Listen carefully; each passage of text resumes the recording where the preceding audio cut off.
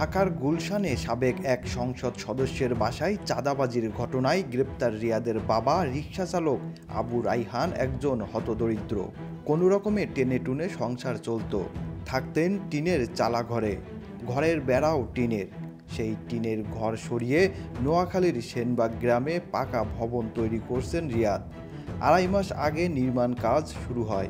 গত সপ্তাহে ছাদ ঢালাই দেয়া হয়েছে। তাতে 4টি কক্ষ রয়েছে। যাদের সংসারে অভাব কখনো পিছু ছাড়েনি, তারা হঠাৎ পাকা বাড়ি তৈরি করায় এলাকায় আলোচনা শুরু হয়।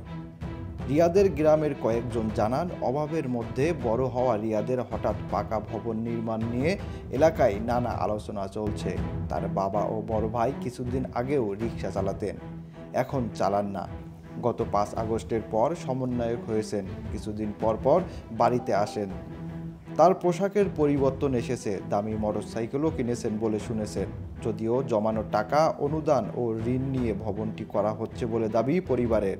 নাম প্রকাশে অনিচ্ছুক রিয়াদের এক সহপাঠী বলেন, রিয়াদ মেধাবী হওয়ায় স্থানীয় বিত্তশালীরা তাকে পড়াশোনায় আর্থিক সহযোগিতা করত। গত 3 মাস আগে সে বাড়িতে বিল্ডিংয়ের কাজ শুরু করে। তার বাবা ও ভাই আগে রিকশা চালিয়ে সংসার চালাতেন। সে মুজিব কলেজ থেকে উচ্চ মাধ্যমিক পাশ করে ঢাকার একটি বেসরকারি বিশ্ববিদ্যালয়ে ভর্তি হন।